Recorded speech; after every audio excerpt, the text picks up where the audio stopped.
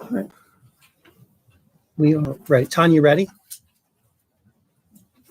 I am ready. Okay, we're good. Good evening, everyone.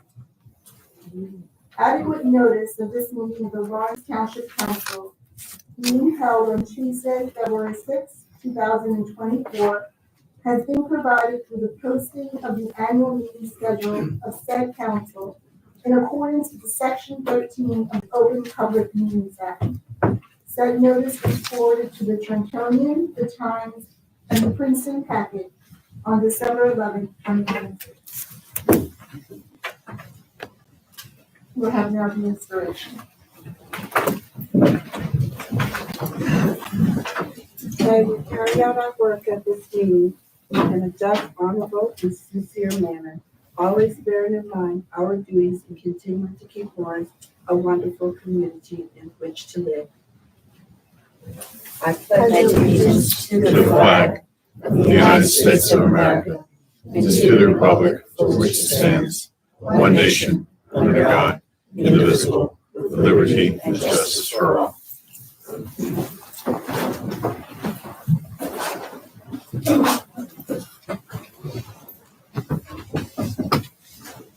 Madam Clerk, if you could have the roll call, please. Mr. Bobby? Here. Mr. Knappy?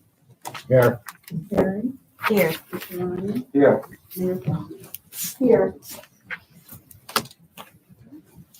Next, we have a special proclamations, recognitions, and presentations. Mayor, tonight we have three budget-related presentations. The first being by Keith Levine, our health officer, and then James DeFort, our construction official, and Nancy Bergen, the superintendent of recreation.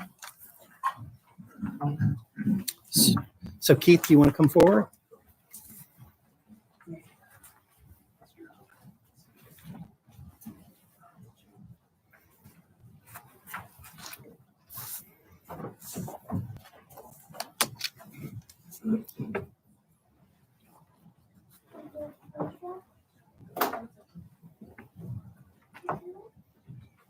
Good evening. I apologize, Mr. Levine. There is just one slight adjustment to the agenda. I believe Mr. Cook is here from the Colonial Waylands. We'll just take 2 minutes. Yes.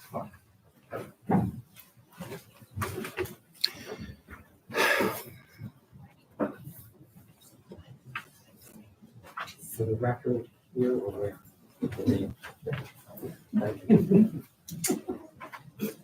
For the record, James Hooker. And Debbie Dorner? Thank you very much for this special indulgence, and good evening, Mayor Hendricks Farmer, Council members Kanaki, Ryan, Bobbitt, and Perry, Madam Clerk, Manager Nowinski, and Township Attorney Sypek. Each year for several years now, the Friends of Colonial Lake Park 501c3 nonprofit organization has presented the council, clerk, and administration with complimentary copies of the calendar we print each year, a calendar whose hallmark has become the photographs by extremely talented local photographers of this beautiful oasis and the abundant wildlife, as well as the citizenry who come to decompress and appreciate the beauty of this special place. We hope you enjoy it, as this year's calendar is a special one that celebrates the centennial of the creation of the lake and the neighborhood and parkland that would spring up around it. We offer these calendars, which we use as a wink, wink, nod, nod fundraising tool as well, as a measure of our undying gratitude, in all sincerity, for the township's decision to, in essence, save the park by stepping in and purchasing with township, county, and state open space funding a critical piece of property that had been under threat of development and is now annexed to the park. Thanks to you all. Before I step away, a quick plug that there are 4 of these for sale. I didn't tell, there was a Taylor Swift, she did that for the album. That was very poor taste, so I don't want to be poor taste, so they said. But in any event, thank you very much again, and for all you've done for this special place. So I'll give these to Madam Clerk for distribution to you all. Thank you. Thank you. Thank you. Thank you.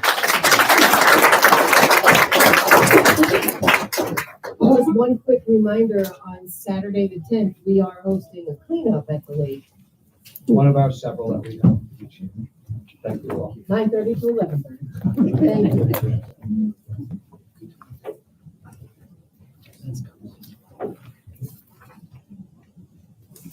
Thank you, now, Mr. Levine. Good evening, Mayor and Council. So tonight I'm going to provide my presentation for the health department. It's easy for me to kind of divvy it up into different sections because we have different parts of the health department.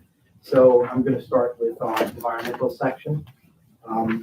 We completed for the year 2023 347 initial retail food inspections in Lawrence, with 8 of them being re-inspected. We had 15 complaint investigations on restaurants and 3 summonses issued for the year 2023. The inspectors also completed 512 public health and environmental complaint investigations. They did 7 body art establishment inspections, 10 youth camp inspections, 2 kennels, and one pet shop.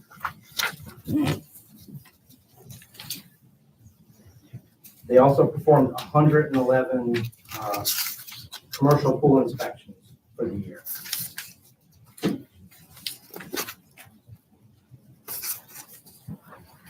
The inspectors did 217 septic installation inspections. They also did 29 realty transaction septic reviews for residents that were selling their homes. They completed 19 well inspections in the township. Moving on to the animal control section, our animal control officer handled 32 animal bites for the year.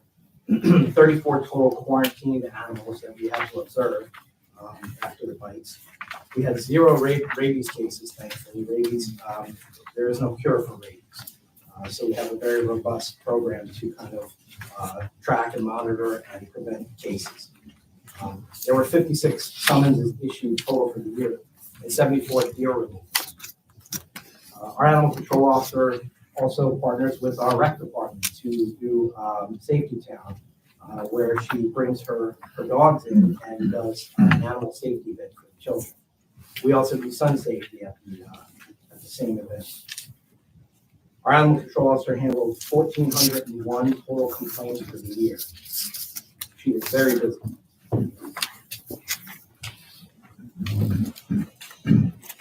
In our vital statistics section, we handled 138 marriage licenses, 19 death certificates, and a total of 194 copies issued to residents in Lawrence. And last but not least, in our medical section, we had 28 clinics total for the year 2023. That's both flu and COVID clinics. We had a total of 335 residents served at our clinics. We served 34 homebound residents, and these are residents that are truly homebound, most of which cannot leave their bed, and are very grateful for the service that is provided because we come into the home to give them vaccinations. We saw 85 uninsured children in our child health clinic. These are children that otherwise may not be able to see a doctor or even get into school because they don't have the proper vaccinations. In the worst cases, they come from countries that are war-torn, and have suffered traumas. So we have a wonderful pediatrician who takes her time and serves these children. And we have a full-time nurse, Gina Brett, who's here, and 2 of our residents that are retired but act as our part-time nurses per diem, who are also very wonderful with the children. We get a lot of compliments for our child care. In this clinic, we've given 225 vaccines to kids, and we've done 36 lead tests where we prick the finger of the child and we take a little sample of blood, and that goes to the state for testing. It's a free program run through the state. And in this way, we can catch childhood lead poisoning cases before they become a real problem. And lead is still largely out there, with a lot of cases going unnoticed. And lead has permanent implications, directly linked to negative health outcomes, negative IQ, and there's a phenomenon we call the lead to prison pipeline, because the correlation between lead poisoning and going to prison is so strong. It's been studied on in every country in the world, and there's a clear correlation. So providing these lead tests can help catch lead poisoning before it gets to be a problem. We also partnered with Delaware Valley Pediatrics to be able to vaccinate their 6-month to 4-year-old patients who couldn't find vaccines anywhere else. We are in the process of trying to get more COVID vaccine through a state program since our grants had ended in 2023. So we also perform, out of the medical section, we perform 30 school immunization clinics for daycares and schools, which is very important to make sure that all the children are up to date on their vaccinations. This helps cut down on disease spread in the community. And as some of you may know, we have a very stark increase in measles, which doesn't come around often, but when it does, it can really ravage the community. We have seen it in New York, Delaware, and now in South Jersey. So it's the utmost importance to make sure the children are vaccinated. In addition to the audits, we provide educational materials such as hand washing, bike safety, smoking cessation, immunization material, and tick material. A lot of our schools and daycares consider us a lifeline when they need information. They call us to get it. It's really a great partnership we have with these institutions. In year 2023, we tracked, monitored, and closed 102 communicable disease outbreaks. We performed blood pressure screenings at community events that we attend. We did about 10 different events in the past year. We also created a survey with a QR code that we put on the website to ensure that we're meeting the needs of the community. I think the best way to find out what those needs are to keep that open line of communication with the community and have them tell us what they need and see if we can help provide it. Another program we're very proud of is our Radon Test Kit program. We stepped up our efforts to kind of raise awareness to radon, what it is, and how it affects people in Lawrence. Lawrence has a destination of having low smoker rates, which is fantastic, but we have high lung cancer rates. That's directly attributable to basements and radon. So for those who don't know, radon is colorless, odorless, radioactive gas. We are in a section of the state where there are very high rates of radon, and it seeps from the rocks in the ground into the basements, where people unknowingly will breathe it and can acquire lung cancer over time. It's the leading cause of lung cancer for non-smokers, and it's the second leading cause of lung cancer in the United States. So for us, it's very important to raise awareness, and that we did, and we are glad to say that we actually ran out of test kits at the end of actually about a week ago. We ran out of test kits because we had so many residents coming in to get them. So we're in the process of acquiring more. Thanks to the engineering department who found a grant, we are going to get another 175 test kits and provide them free to our community.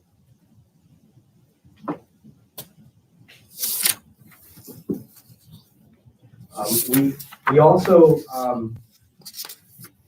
have the Lawrence Alcohol and Drug Alliance, of which we have partnerships with the schools and different organizations that deal with substance use disorders and trying to funnel people into treatment and therapy and any way that we can kind of keep tabs on what's going on in the community and find ways to help it.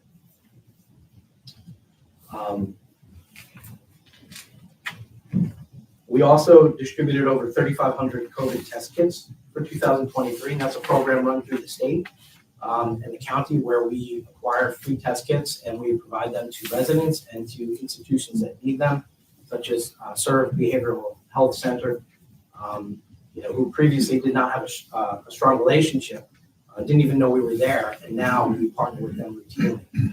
not only to provide clinics, but to provide test kits for people they serve. We performed a medical needs shelter drill early in the year with Mercer County. Slackwood Firehouse was kind enough to donate their facility for us to do that. It was a great exercise. These types of exercises are very important. So in the event of a real emergency, we kind of have a handle on how things will operate, how things will go. We're also very proud of a brand new directory that we created, which each of you has a copy of. There's over 180 different organizational resources in there for people in need of all different kinds of services. There's also some health education information in there as well. And I'm happy to take any questions from the council.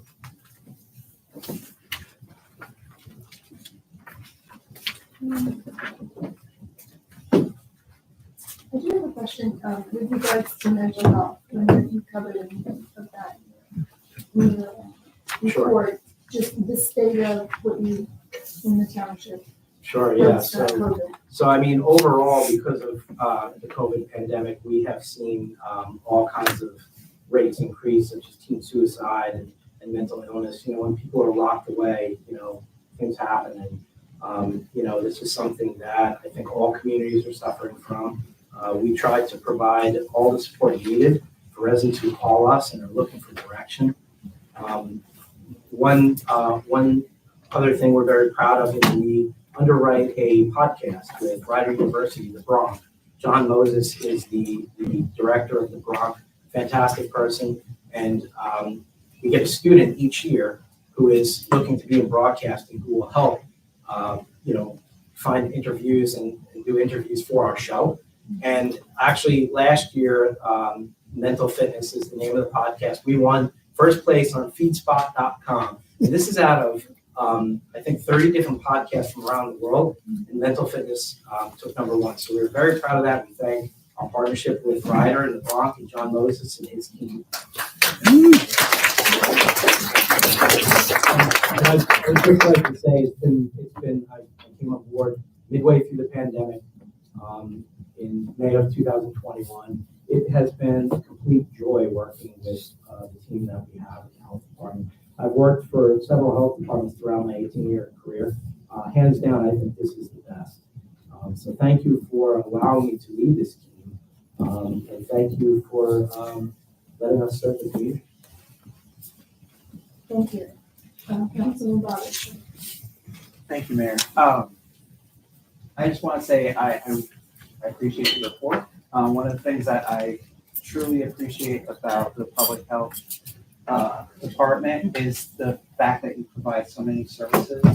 I know we all pay for it with our taxes, but to have things that impact the community in a positive way, such as vaccinating children who cannot get vaccinations, I think is really important to the overall health of our community.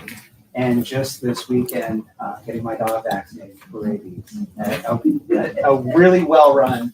I mean, to just pull up and my dog gets a little skittish in the car, and to just have it so quick, well run, and see the familiar faces of your team members of the health department and others. It's just a joy to have you as part of the community. Thank you for that compliment. Christine has been with us 36 years and she hasn't got to science. I can't take much credit for it at all.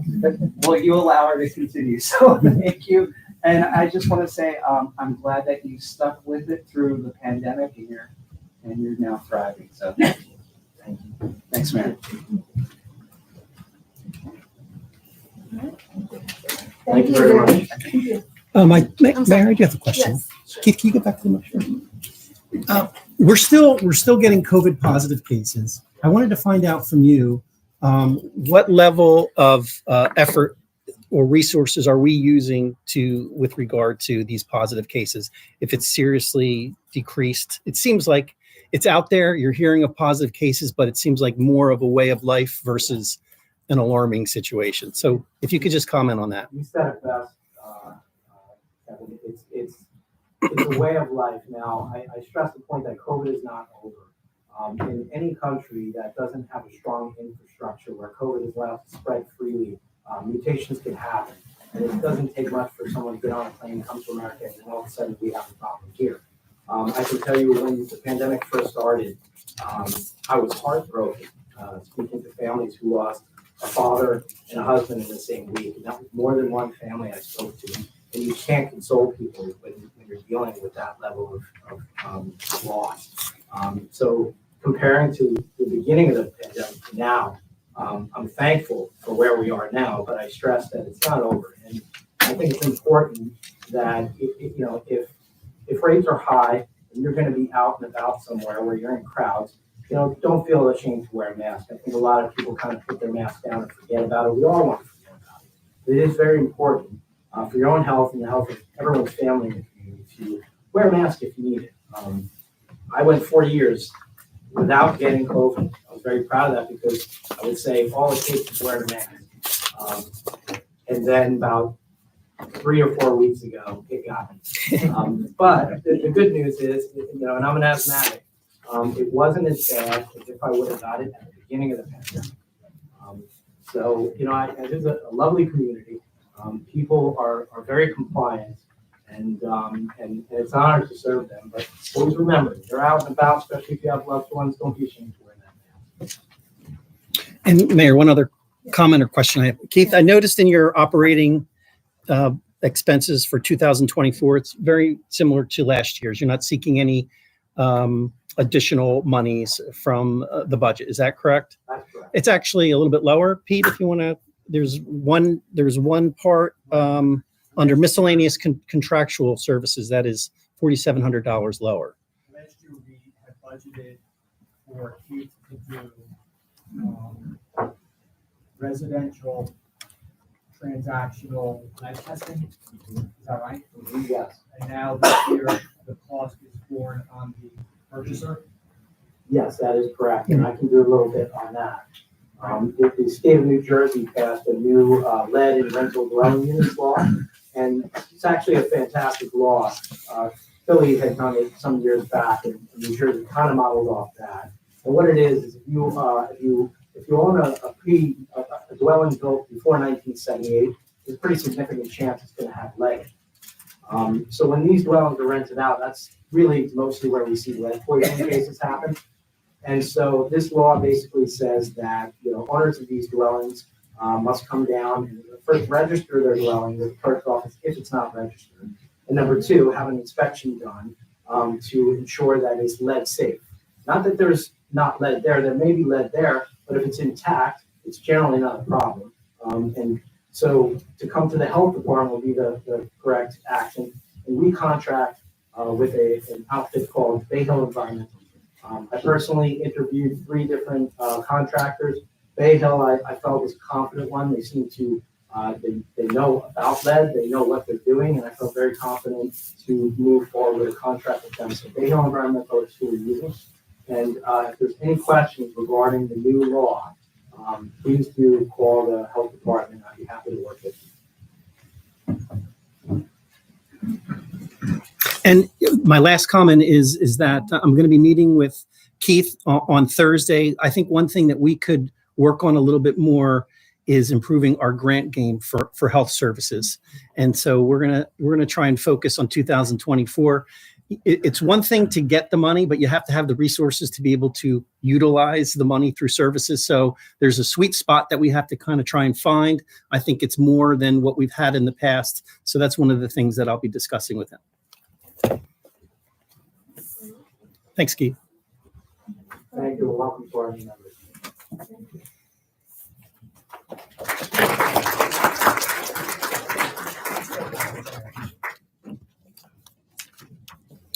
And now we'll hear from James Ford, our construction official. Good evening, Mayor and Council. Our staff consists of 3 full-time clericals, 1 part-time, 5 full-time inspectors, and 2 part-time inspectors. This year, we processed 2,635 permit applications, and we performed over 8,300 inspections. Although my 2 part-time guys just retired, they're up there in their 70s, so they call it quits. Our staff is keeping up with the workload. I do see a need in the near future to hire inspectors. My senior building inspector is in his 70s, and he is looking to retire soon. So in civil service, sometimes it takes almost a year to hire somebody. You're looking for younger blood. Myself, I'm not getting any younger either. Major change to our operation is the bill that was passed, H 573, which really does not affect us too much, but this is a bill that actually gives consumers or construction companies to hire off-site private inspectors doing inspections in case we're not able to get to them within 3 business days. We don't have that problem. That was actually started in towns that are 3 weeks out. Thank goodness we're keeping on top of them. So we don't see, but the other downside of that is if they did hire the township, we have to reimburse the contractor or the business owner for that fee. So I'm hoping you don't have to go that route. We do have new computer software in place, which is the DCA memorandum for electronic filing. We implemented that back in 22. It's been great. I'm not a techie guy, but basically, if I can use the system, anybody can.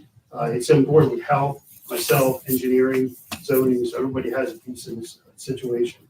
We are able to take electronic stuff electronically from residents right now.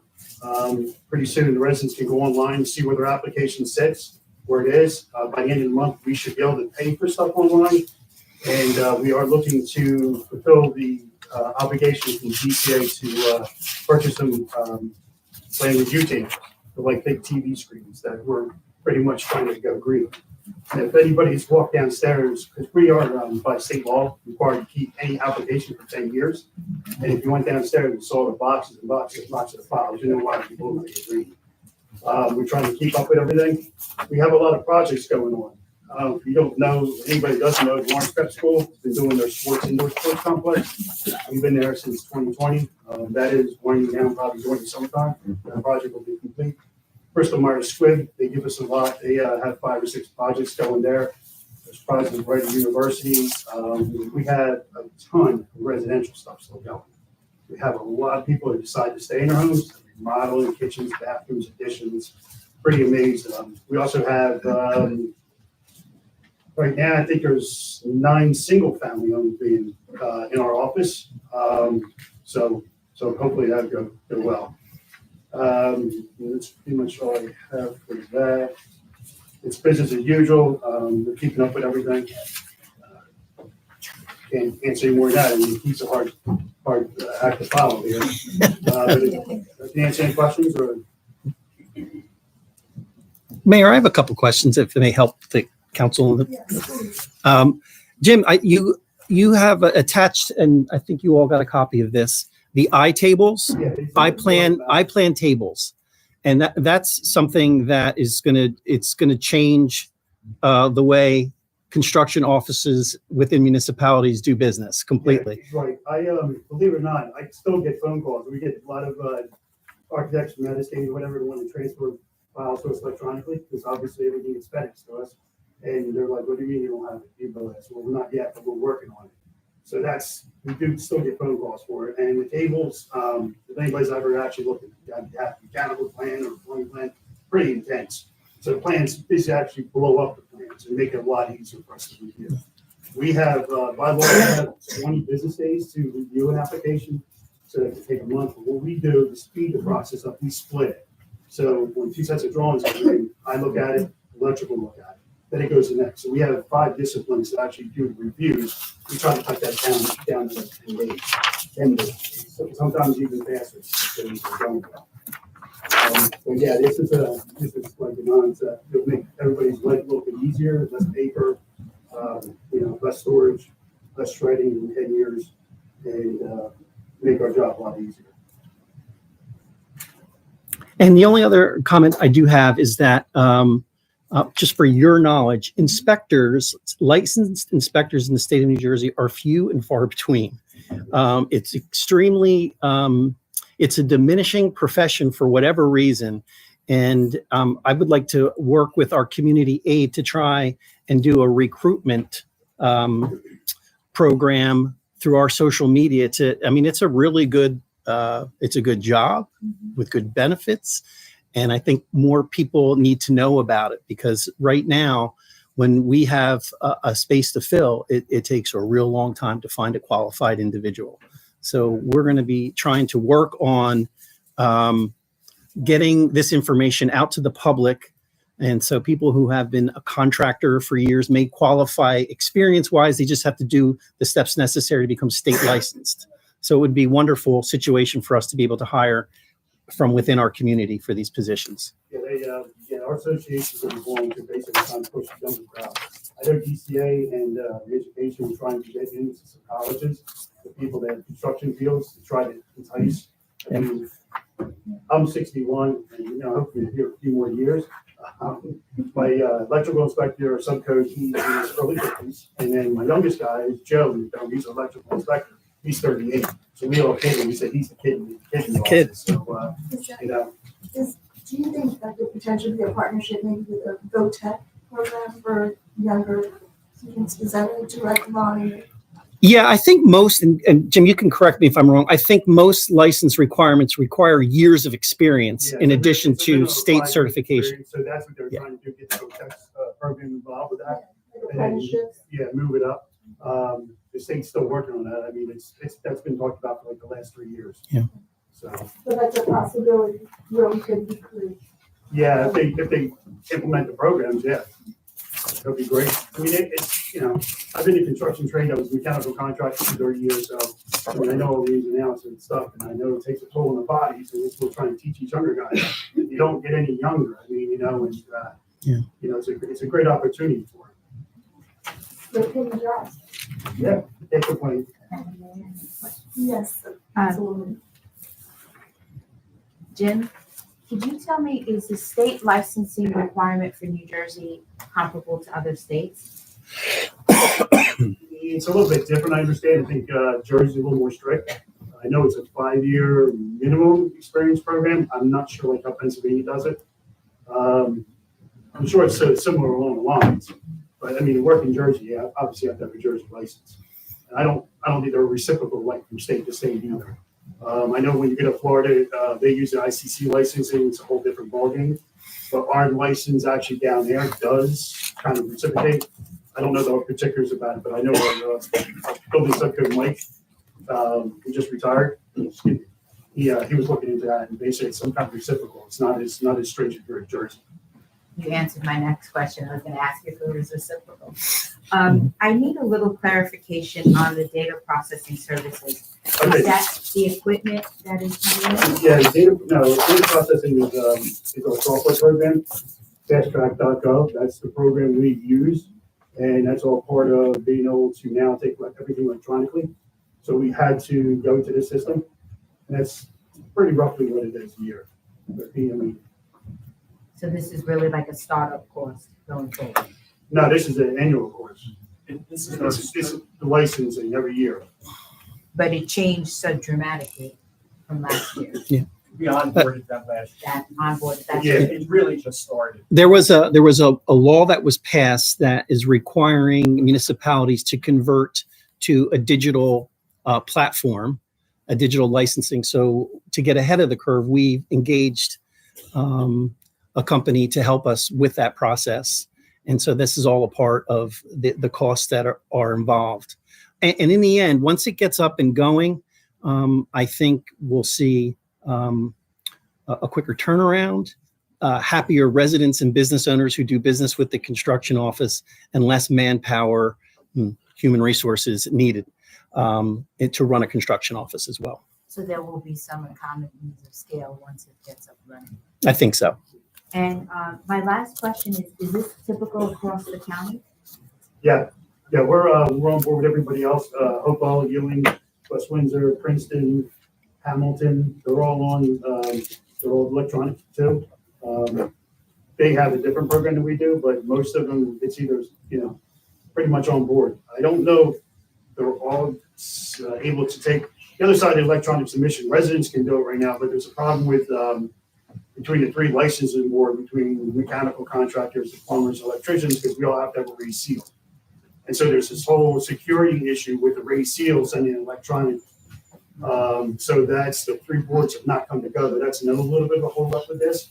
But if a resident wanted to submit stuff, doing work in their own home, that's not an issue, because that doesn't have to have a press seal.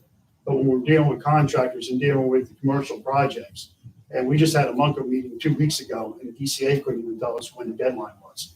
They basically said, we're not sure because 3 boards aren't on board with this, and they're going back and forth on how they're gonna protect the person's seal, because electronically, if that seal ever got out, somebody else could use it and use their identity.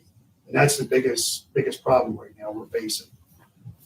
Thank you for the clarification. No problem, thank you. We have one additional question. Oh, sure. Is it all right to ask a question? Okay. I just want to say, I'm sure you're probably thrilled to be able to zoom in on drawings now with your aging inspectors. So that's great. I'm glad that Councilman Terry asked the question about data processing services. I just wanted to sort of piggyback on that. Typically, we've always heard on council that the state doesn't like to do unfunded mandates that sort of trickle down to municipalities. And with this sort of new streamlined service, electronic, which I appreciate and understand, is there any sort of, will we see a benefit? Will it be neutral at some point? Or is this kind of just the cost of doing business? Or is it a way that we can sort of, From my understanding, the state's still working on it. Now, I can't release it, but last meeting I had, they're basically talking to the township, be able to charge $1 per so many thousands to try to recruit. I don't know if that's going to be coming into play or not, to be honest with you. I haven't gotten a final reading on that. But yeah, for some of the smaller towns, obviously they can't afford it, and they don't do the volume of work that we do. The state actually has programs where they can actually link in, and it's a fee, it's a flat fee. And then they get 20%. The state would take 20%. So, thank goodness we're not in that route. So we should be okay. and yeah, I hope, good luck with finding new inspectors. But I keep reaching out to the trades because I think you're on the right track in saying. Yeah, we reach out to local 9 on my end because I'm a former, obviously, to try to get those guys in place. And they're trying to run programs to bring guys in. So hope it works. I'm not getting any younger. Thanks, man. Thank you.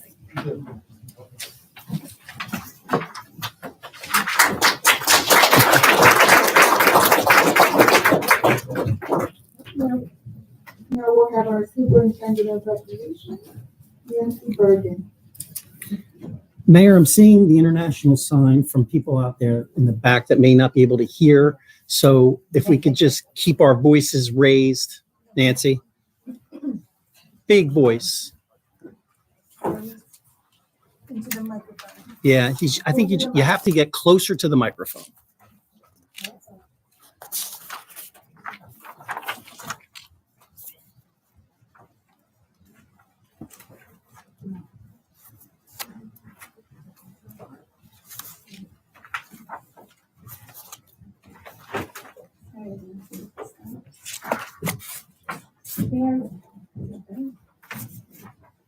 Mayor, town council members, like I said, I'm Ms. Bergen, Superintendent of Recreation.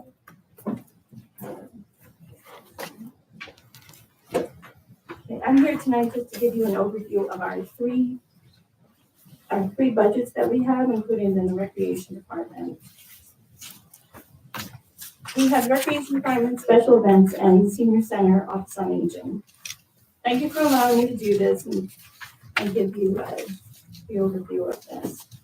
Thank you to Kevin Nowinski for always supporting us, and thanks for Peter for helping us with the system of the budget. I have a slideshow here, it's going to go over. This shows our organizational chart for the three budgets that we do have. This gives you a quick overview that we have recreation, special events, and office on aging.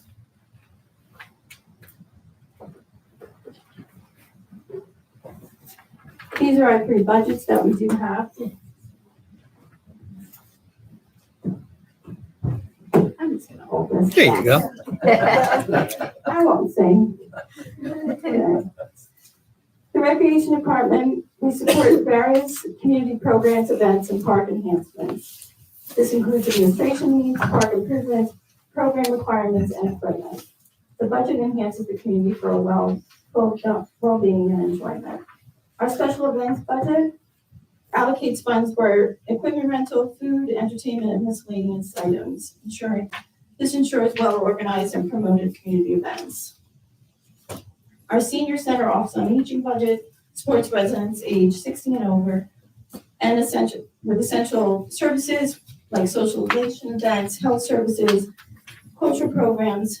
We also have van transportation and enhances the well-being quality of life for our seniors in Lawrence Township. About the Lawrence Recreation Department. The Lawrence Recreation Department's our mission, the activities of Lawrence Recreation Department, which is dedicated to enhance the social, culture, and physical well-being of residents. The department includes myself, Jeff Radis, and Emily Kurtlander. And we have over 400 part-time staff members. Emily and Jeff contribute significantly to our department's success through their dedication and skills. It's also worth mentioning that this year Jeff and Emily both had to plan their weddings. So. Their commitment to the roles and shows their dedication to serving our community. The key highlights that we do have for our department activities: we're responsible for managing the high school pool. We also have pavilion rentals, field scheduling, which is all the field scheduling, the athletic fields for various sports organizations.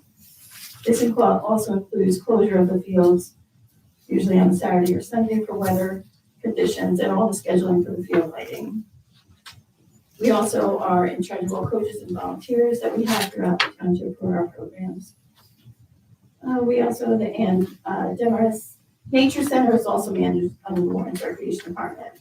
Programs, we do have a wide variety of programs that we do have throughout the department and special events, park improvements, community organizations, and the newsletter, which is the latest in Lawrence, which Emily and Jeff work on weekly. We also are in charge of our Facebook page where we try to make different, we make that active to share updates and information about events. Overall, our department is committed to making Lawrence better for the township. These are just some of our recreation programs that we do have throughout the year. So we just have some adult fitness classes, nature detectives. We do offer several different camps, exercise classes. We have swim teams, youth basketball league, tennis classes, pool membership, community gardens as well. If you see that, that's under 206. It's always beautiful there. And then we have adult volleyball and junior wrestling. This also just shows all of the groups that we deal with on a daily or weekly basis. So we deal with either scheduling fields, helping enhance the parks, or the community band, which has practice at the senior center. And we also deal with Rider for our fireworks, Recreation Advisory, and the Patriotic Committee as well. This is our operating hours. Most people think that we are here from 8 to 4:30, but we do have several late night hours. The pool's open till 9:30 on Saturdays. We have the facilities that we say that the organizations use. We also have the pavilion rentals and the nature center, which the Girl Scouts and Boy Scouts use and other groups do use. The senior center is for band practice on Tuesdays evenings, and we also have various programs that are at the school's facilities that we have. They usually run until 9:30 or 10 o'clock.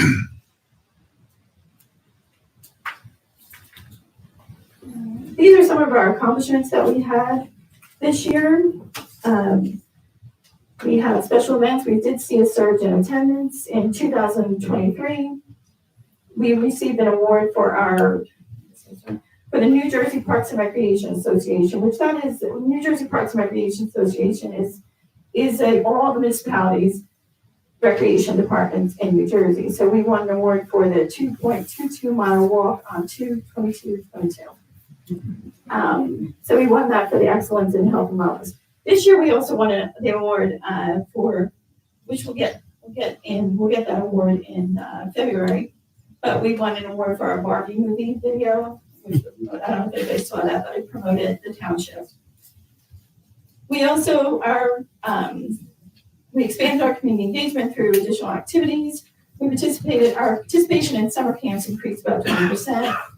We added some fitness programs, Move Your Body program, and our Veterans Day program, which we had here. We sent out invitations for, or postcards this year, and we received a lot of feedback. We received a lot more veterans at our Veterans Day program. Some of the challenges that we face at the Recreation Department, we do face challenges along the way. And they include the escalating cost of equipment and field lighting paint, aging playground equipment, shortage of part-time employees, absence of an indoor facility for program execution, transportation costs for camp busing, and a high demand for field utilization and time management for the various groups that we deal with. Our goals for our recreation department is to focus on community engagement, facility enhancement, technology advancement. We aim to increase participation through effective promotions of our social media and township website. We also we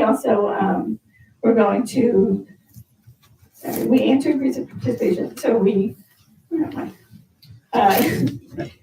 we host diverse community events featuring additional food trucks. That's what we want to do this year. We want to add additional food trucks because that seems to be a popular thing.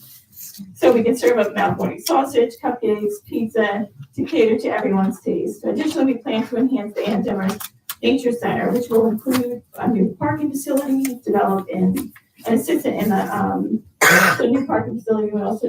We also plan on enhancing the inside of it. We are assisting in developing the Hero Dog Park, which will end the integration of technology for streamlining communication. We're looking into possibly getting an app, which would be nice to communicate to people.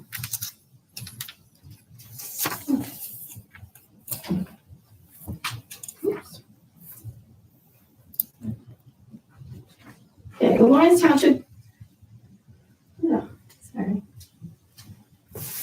The Lawrence Township Senior Center at 30 Darrell Lane is a warmly welcome senior center for seniors age 60 and over. It's open Monday through Friday from 8:30 to 4:30, and the center is officially managed by a dedicated team led by Lillian LaSalle, Natasha, and Ron Cisminski. They work very hard and compassionate and different and make every day very good in creating a welcoming enrichment place for our seniors. Residents are encouraged to participate in programs and social events, fostering a lively community atmosphere. Transportation services are available for pickup to the center, and it also functions as a county nutrition program, providing hot lunches to registered seniors year-round. The benefits of the community center, we have social engagement and community building, health and wellness programs, and cost-effective recreation opportunities for our seniors.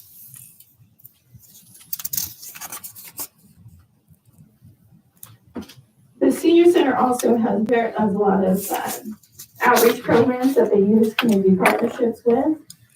We have the Neighbors Helping Neighbors, donates hats, scarves, sets to Homefront. Lawrenceville school students provide technology help for the seniors at the senior center. Mercer County Nutrition Program served over 12,000 meals in 2023. The Office on Aging arranged exercise, Tai Chi, yoga seniors for Lawrence Community Center. So we did those exercise program at the community center, the College of New Jersey, and then we also had other Mercer County Adult Protection Service to promote elderly abuse awareness. These are also some of the programs that we do at the senior center. So we have like art classes, relief and crew, bingo, busy bees, quarterliers, and just all poetry, walking the bees, watercoloring. So there's a lot of activities that are done at the senior center.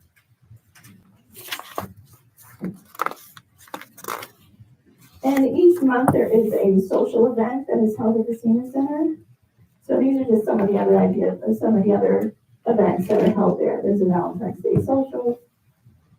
There's also, in December, it's very busy, but you can see that these are all of the, every month there's some sort of social event that takes place at the senior center.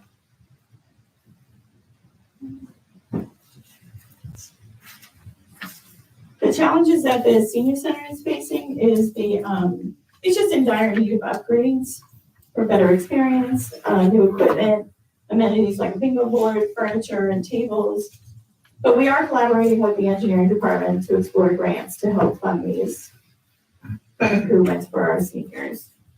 The goals for the senior center, and then provide advocacy and education, providing talks, sessions on important topics, health and wellness, offering food safety series, health screening and senior health fair, recreation programs, including nature center activities, craft classes, meet and greet tournaments, and book clubs. And then we're going to do a survey to get the information that the seniors want. Special events. So special events, we're responsible for the recreation department is responsible for planning, coordinating, and conducting a wide variety of special events. We work closely with several departments and volunteers, and I just wanted to thank, we have a lot of people here. I wanted to thank the people that I drive crazy all year. Which don't vouch for it. We have our Lawrence Patriotic Committee, our Lawrence Recreation Advisory Board, some members are here, who are always extremely helpful. Public Works, Police, OEM, Health Department, and the Fire Departments. We'd like to thank them for their continued support at all of these events. And these are our events that we do have. We have the Colonel Ham March, Valentine's Day Candlelight Walk, which is actually this Friday, 6 o'clock, starting at 6 o'clock at Colonial Lake. We put candles all around the lake, and people can have a nice walk. And then there's food trucks and music. Last year we did a Black History Month art and essay contest, Lawrence the Leprechaun. We do hide a little statue of Lawrence, and we give hints every day, and people have to go find him throughout the parks. Memorial Day Egg Hunt, we did that with the Lawrence Township Police Department. Memorial Day Parade, Independence Day Fireworks, 9/11 Memorial Service, Community Day, Halloween House Decorating Contest, Veterans Day, Tree Lighting, Holiday House Lighting Contest, and Jingle for Joy, and the Jolly Trolley Rides. And so we do have recreation department enhances the life in Lawrence Township through physical activity, community bonding, and cultural events. The special events promotes unity and social cozy with the seniors, with each other. While the senior center fosters community among the elderly, together these departments play a vital role in building a vibrant and connected community. So I do have now just a quick short video of just our highlights of our 2023 year. Sorry, I'm recreation, so if I had a confetti cannon, I would.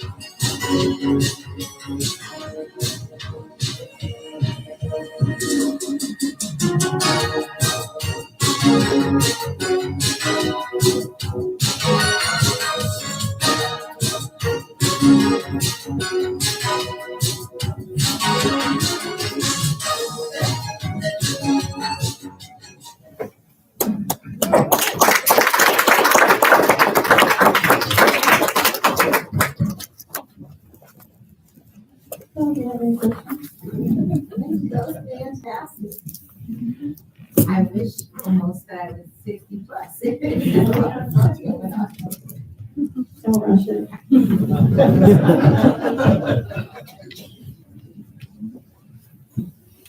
Mayor, I'll kick it off. Thank you. Looking at that year-end video reminds me of how much fun your department has compared to other departments in the township. So you're lucky. I wish I was, I wish it was all that. And just the other piece to start off is that seeing all those familiar faces reminds me that what you do with the rec department does so vital to create getting us together, sort of fellowship and responsibility, especially as a department, to be able to see friends and neighbors and everything. It's just really special. So thank you for that. I know that you and your group, including Senior Center, I've seen this audience, so thank you also for what the work you do. It's just so great in sort of keeping us together through the pandemic. Awesome. So thank you for that. I do have a couple not as fun questions, but that's okay. One of the questions I have is that you provide a lot of different events, things like that. How do you, knowing that each of them has a cost, and how do you sort of benchmark those things in a way that you understand, like, okay, this is really popular with Senior Center, like this is the direction. Oh, this is sort of falling off in sort of summer camp things. Like, how do you sort of cycle through those, and how do you sort of understand the direction that you want to take? Something that you constantly look at? Or Yeah, we do a lot of research, and we do, especially with the seniors, they do a lot of, they're not afraid to give their opinion, so, they do tell us what they want and why they want it. So, and then for us, we do a lot of research about what's new, what's trending, and so we'll look at different aspects of, we are gonna do a survey of people to see what they want. So, because we get a lot of input about what people want in the parks, but as far as programming is where, we want to find more information about. But that's how we just usually, we'll build our programs. Or if there's something that's not working, we'll try to fill that in with something that we know may work. So. I have two more questions, if that's all right there. One, I noticed on the budget that rec trips and rentals of buildings sort of rose dramatically. Can you speak to that a little bit in terms of recreation trips and building rentals? And I don't know if that's just. Well, we just usually have our bus trips. Like what we do is like we have travel camp, and we also have some of our summer camps we took. And the busing has gone up since the pandemic has gotten, also gas prices too. So that was one of our expenses that we had. It has gone up a lot for those, so we have to weigh that into what we're doing as far as what programs and trips that we're having, so. Yeah, thank you. And then I have a question for the manager. Seeing that the challenges that the Recreation and Senior Center Office on Aging face, have you been in sort of conversation about the status of the Senior Center in terms of the upgrades needed and how we will sort of address some of those needs in sort of a. So I will tell you that Nancy's in my office more than any other director. And she often says, what do you think about this? And then waits for my response. No, Nancy and we are in constant communication with regard to it. And we do know that the senior center is something that we need to be focusing on more. What I try to do is, everything to me is a process over time and to look back and see that we've taken care of certain aspects of it. So to me, the nature center is something that we've been very conscious about the last couple years to try and bring that more towards the community use as an asset. And so we look for grants, and we've been successful in finding grants to improve the parking in the interior of it. And so I think now that we have that set, we can focus more on the senior center. And so that's kind of our approach. We can't take everything on in one calendar year, but we do have like a 5-year plan, and that's going to be a part of it. Yeah, thank you for that answer. And I just wanted to say also that I drove by the dog park in South Lawrence, Sierra Dog Park. It's looking amazing. So I can't wait for it done. We're looking for like an April and May opening. Listen, we're waiting for the grass to grow. Sorry. The grass is growing. Yeah. And also, has pickleball arrived in Lawrence? Yeah. It has arrived and somewhat taken over. We do have we added 2 new, last year we added 2 new pickleball courts in Central Park. So we do have that. We do have pickleball lines in Village, Colonial.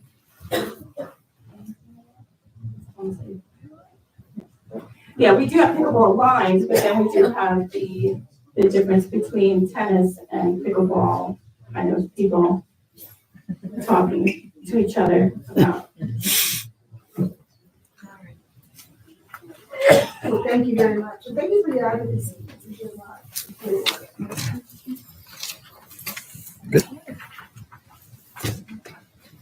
Thank you, Nancy.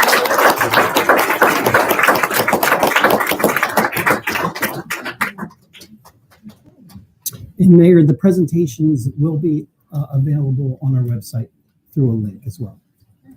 Thank you for that. Well, that concludes our presentations for this evening. We're now moving to the first opportunity for public participation. There's a 5-minute limit. You just have to participate.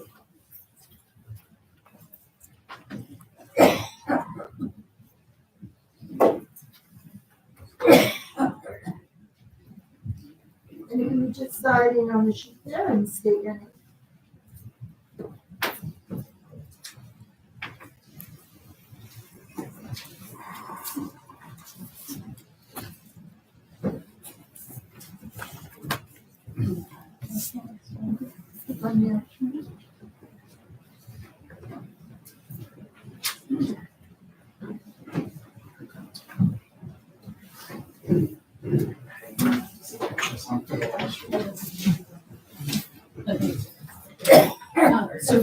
Bonnie Mackles.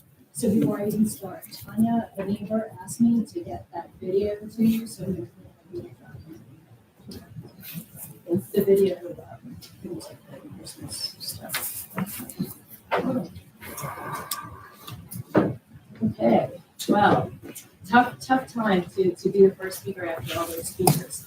I want to talk about the firehouse. The plans for the consolidated firehouse affect me both as a Long Acres resident and as a taxpayer. $15 million. Yeah. Is this better? It's on? Is it on? It might be off.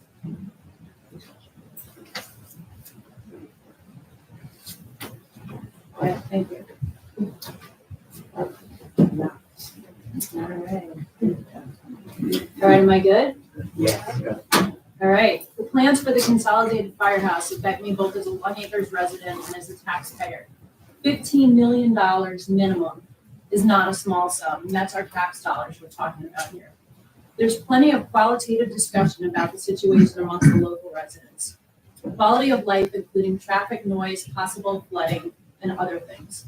Common sense alone tells me that this is a bad idea. If it makes sense to do this, and that's a giant if, meaning consolidate all 3 firehouses, there are better locations. As I have begun to see quantitative information that also depicts what a bad idea this is as well. Anyone could hire a consulting company to tell them what they want to hear. As you head down this path, which will likely be a dead end, you will be wasting taxpayer dollars and grant money getting to this place. that money could actually be spent on a viable solution located elsewhere. A few specifics. At the December Town Council meeting, whereas there was no YouTube, someone stated that the 2020 fire study recommended locating a new consolidated firehouse at the municipal building address. That is not correct information. Page 105 of the 171-page study states otherwise. Number two, it was also stated at the same meeting that there was no specific address associated with the Shirley Turner grant. Page 4, 6, and 14 state otherwise. 1252 Lawrence Road is the address on those pages. While I'm not familiar with county politics, I'm very experienced with grants. You are not allowed to change anything in a grant. If you do, that's considered misappropriation of funds. Did you have permission to change the location? If so, I would like to see that in writing. All of that said, what are the next steps so that we can reach closure and move on to something that could actually happen? And that's it. Thank you.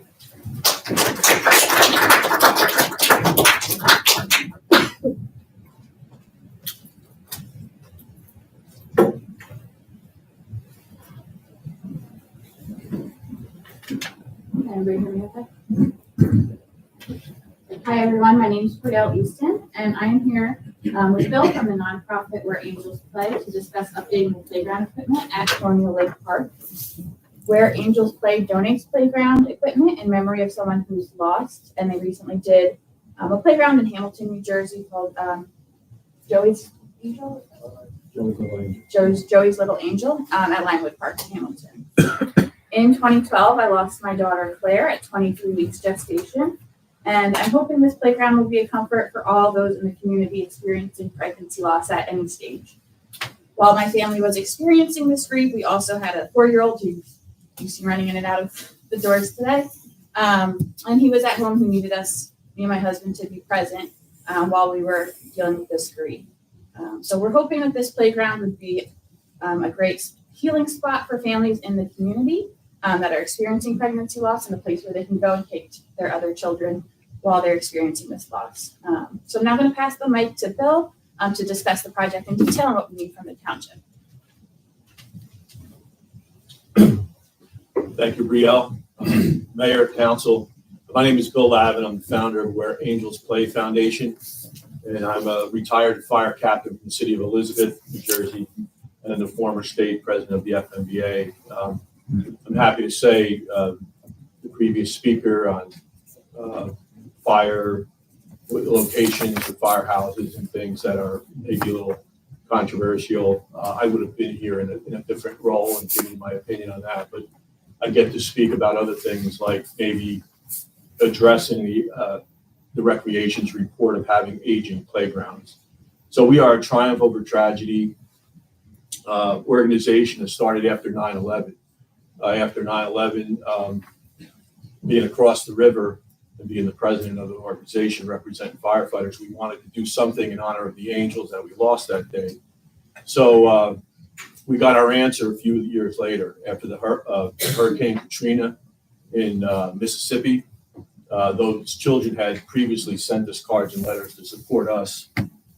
And we after the hurricane hit, we saw the very kids that had reached out to us to support us had lost their homes and their school. So we decided to raise some money with the firefighters group and send it to a group called Save the Children. And we were invited down to see that the kids didn't have a place to play. They needed a place to play. So we built 3 of the first handicap accessible playgrounds in the history of the state of Mississippi, and thought that was a great thing at the time. We fast forward to Hurricane Sandy or Superstorm Sandy, where it hit home here. And while we thought we had problems and we were, quite frankly, feeling sorry for ourselves, a tragedy in Connecticut happened, the Sandy Hook Elementary School shooting, where we lost 26 beautiful angels. So we heard back from the kids from Mississippi. They were sending Christmas gifts to the kids from New Jersey, paying it forward. So I got an idea that maybe we should get back to building playgrounds. So it's a long story. I know I have limited time, But we wound up building 26 of the first of playgrounds for those angels in their personality, their favorite color, and to celebrate not how they left us, but rather how they lived. So those families wanted to pay it forward to other folks who had tragedies. We are now in the process of building our 65th playground throughout the country. We've been in Puerto Rico, Canada, Rwanda, Africa. We built a playground there. Brielle had a beautiful idea. We have about 8 projects scheduled for families, who have lost through various means. But she wanted to build a playground here in this great community. I noticed my brother firefighters. I talked to the chief, FMBA members who are prepared to assist. The nice thing about this is we're not asking you for any money. We're actually looking to donate this playground. We're going to need the support of other sponsors, but we do have Jersey Mikes who are going to, they're going to step up and provide the impetus to get this thing rolling. We're hoping maybe the fall, but I think Colonial Lake, I saw Mr. Hooker begin the presentation talking about Colonial Lake. So that's a possibility. There's no pressure, no hard sell for you to accept this. We're going to build a playground for little Claire and honor all those beautiful tiny angels. We like to build it here. If you like references, if you want to see the playground we did in Hamilton, we try to under promise and over deliver. So we're asking that you bless this project. Once we have a place and we know we can build it either here or wherever, then in earnest we go and we start to raise the funds and dedicate a playground. We may need the support of recreation. I've talked to Nancy Bergen through Zoom. She knows about where angels play. It's a very big story. There's a book we wrote about it. It's a triumph over tragedy. There's so many folks who unfortunately have lost little ones, and we get to have those little ones continue to bless the neighborhood and kids play in their honor. So as I said, my previous life, I would be here arguing over firefighting and where to put fire trucks and things of that nature. And actually, Mr. Hooker used to cover me when I was a little more angrier than I am today. But it's my privilege to be here in a positive, beautiful, blessed project. Looking at the attorney, and some of the questions usually come up as to it is a approved international playground manufacturing installation. This isn't just a barn raising. These are state-of-the-art ADA handicap accessible. And what we would ask the town to, just like any other park, to accept the gift and bless it. And that means to insure it and to maintain it with the sacredness that in which it's being donated. But I do know that Riel and Troy and Caleb will keep an eye on it and make sure that if there's anything missing from it through time, we'll be able to fix it. As a matter of fact, one of the most beautiful things about our project is to have the surviving sibling. So they would run the show. Caleb has agreed to be our foreman, and he'll boss us around. And so the organization, I should say, also is very lean. We have one employee, that's my daughter. She runs everything. Everybody else is volunteer, including myself. I'll expect, your great firefighters and police officers, and everybody's welcome to come and assist us in the install. So I don't think it's a heavy lift, but again, no pressure. If you'd like to accept this gift, we'd like to honor Claire here, and if there's any questions, I'll entertain them. Thank you. Thank you.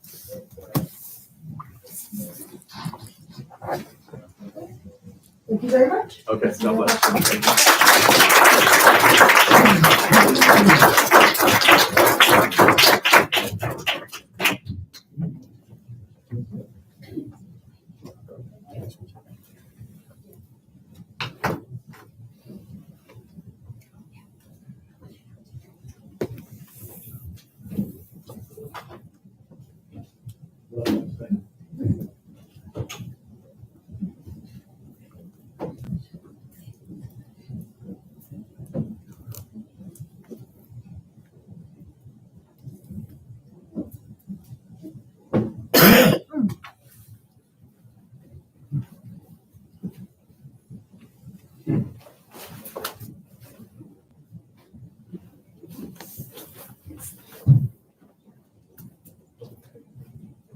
Good evening.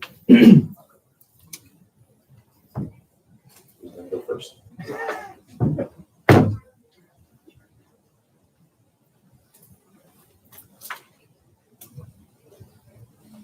Good evening, Mayor and Council. Two of you know, I know, most of you I don't. My name is Dudley Bird. I'm a staff representative for CWA Local 1032. We represent a group of folks here that work for the township, managers and higher level supervisors. But I'm not here to talk about them tonight. We also represent quite a few people in Ewing. And the big reason that I'm here today is, I guess about 3 years ago, we began representing people at the Ewing Lawrence Sewage Authority. And negotiated a contract there. We actually came in, another union had left, and kind of picked up from there. Got what we thought was, quite a good, satisfactory contract, but kind of usual kind of labor agreement, wages, health benefits, and grievance procedures, that kind of thing. About a year ago, we had a member who was disciplined. We'll hear from in a second. We went to the personnel committee of ELSA. We couldn't come to an agreement there, so we went to arbitration, which we thought, we're quite. We've done that other places. I don't know whether we've ever done it here at Lawrence. I'm not sure. Maybe once or twice at Ewing. And then in December, we got back the decision from that arbitration. It was positive to our point of view. The arbitrator found for a number of reasons for us. I'm not going to go into those because that's not really the issue that I want to talk about. But the problem is also management has just refused to put that agreement in force. They have really not budged at all. And, we're coming to you, particularly since you obviously have a very big part of what happens with ELSA and have several people on the board. To simply ask you what we think is basic justice for the members there, that this arbitration decision be implemented. It's, I will tell you, I've been doing this work since, it's 1982.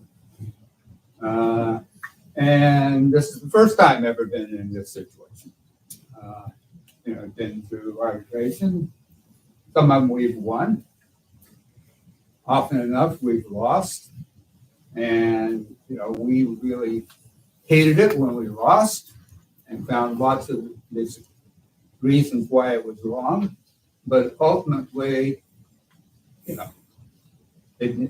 had to be arbitrated because that was what we had to go through. So we ask your help in trying to bring about implementing that award. And Blair? Hi, I'm Blair Saxman. I'm a lead operator over at ELSA, and the first thing I want to say is I apologize for even bringing this to your attention. What happened, a little more specifically, is I had an accident on the plant that resulted in a concussion on my part. And I didn't report. This case is still pending at ELSA. I didn't report the accident. Excuse me 1 second. This is a pending case in litigation at ELSA? No, it's been arbitrated already. But it's non-binding. All right, you went Understood. to arbitration and Elsa has a non-binding arbitration. With it, Councilman. Yeah, I don't know if given, and this is the first I've heard of this, so bear with me, Yeah. but given the nature of it, and if this is going to be continued in some form of litigation, or whatever, it would not be appropriate for us to discuss I would this. prefer that not happen. That's why I'm here. Well, I know you may not, but Elsa may decide to have certain litigation over it. You have two board members right here, right now on Elsa. All right? We shouldn't have heard none of this. Yeah. All right? It's a violation. And Madam Chair, I am going to speak because I worked at Elsa I for know. 25 and a half years. And the gentleman over there knows me. Okay. And you know we shouldn't have done this. All right? I don't know that. Okay, hold on a second. All right. We're gonna, if we're gonna need to take action on this, maybe at some point, I think we need to go through our legal channels first, especially anything dealing with arbitration. Yeah, I think at this point, we do not know enough as to the legality of just what's happening. I understand it may be non-binding arbitration. This may result in certain litigation. I suggest we take no further action, take no further testimony, and no further comments on this until I'll be happy to make inquiry with the general counsel for Elsa on this and get back to council possibly in executive session if necessary. Yes. I would say, thank you for bringing it to our attention. Now we know there's something that we need to look into further. Yeah, this is no reflection on your case, no reflection on what's happening in terms of the arbitration. It just given the nature of the matter, I think it best to err on the side of caution and not proceed with further comments at this point. I understand. Thank you. I just want to point out, as far as I knew, the advisory arbitration, and Jack is correct about that, wasn't anything that Elsa couldn't do something about. All right, I don't That's think the we only should. reason why we're here. I don't think we should discuss I anything. can't respond. No, we're not gonna respond tonight. No, I think we We're going concluded to- that. Now, there is something that has been brought to our attention that council was not aware of until just now. So we will do our due diligence and to act properly. We need to know that there's any action that we need to take. Thank you, So ma'am. give us an opportunity to do that first. Thank you very much. Yeah, I just wanted to say, I wasn't coming here asking for specific action on your behalf, because I anticipate this will go to the other Yes. board. So thank you for bringing it to our attention. We are now aware. Thank you.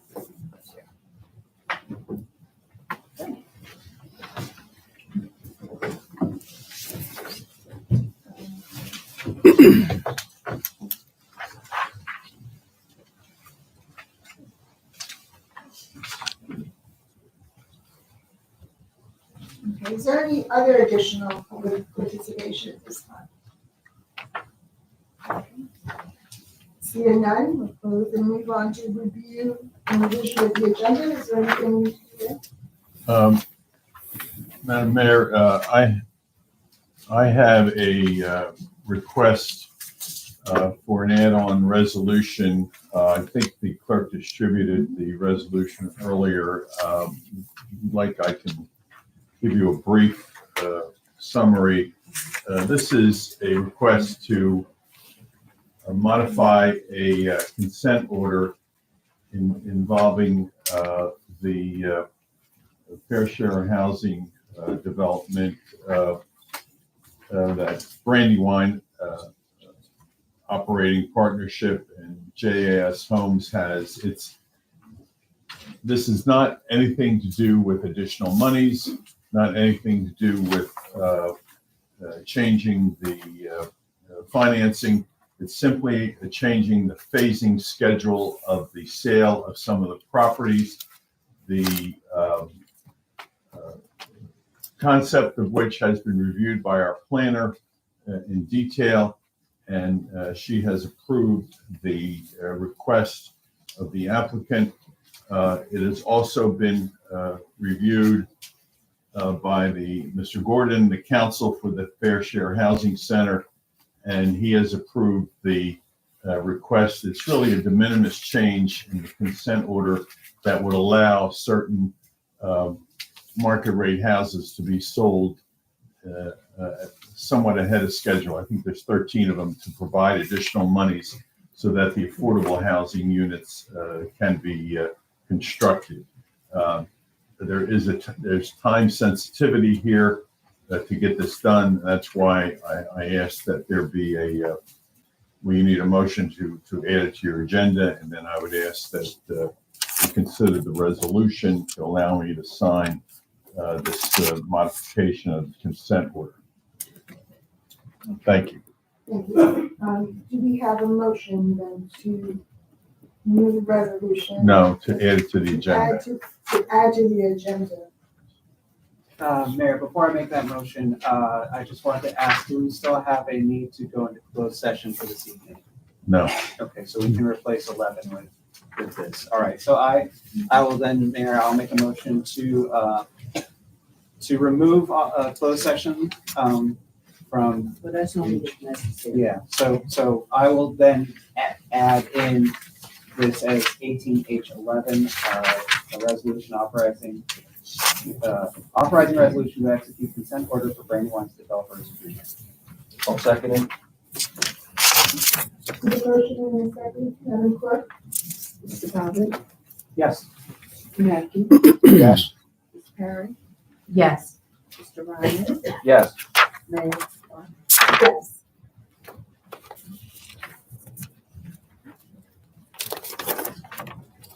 They want to vote on it now? No, you know what? I think you could just pull it out for the resolutions. To vote on it, I think it should be pulled out separately. And so, That was only to amend and conclude it. So when you go into resolutions, you can do it separately. Yes, correct. Okay? Thank you, Mayor. All right. Now we'll have the adoption of minutes to the previous meeting.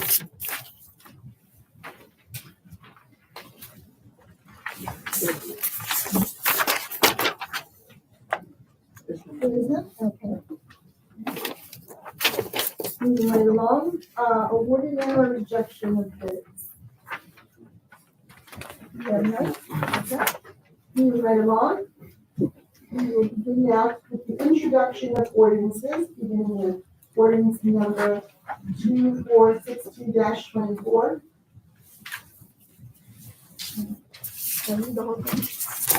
Mayor, I'll make a motion to move 10A, ordinance number 246224, ordinance providing for sidewalk improvements in and by the Township of Florence in the County of Mercer, New Jersey, appropriating $31,197.50, therefore, and directing the special assessment of the costs thereof.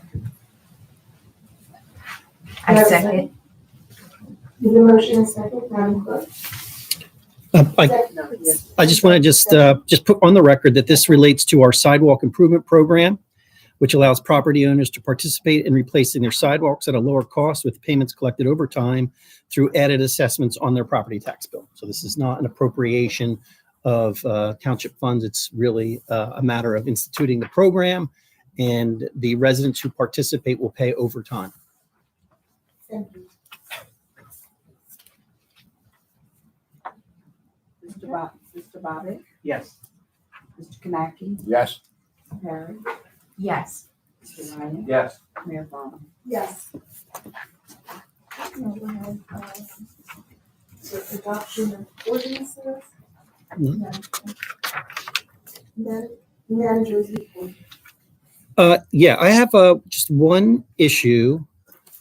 Mayor, you and I, we met yesterday. Yes.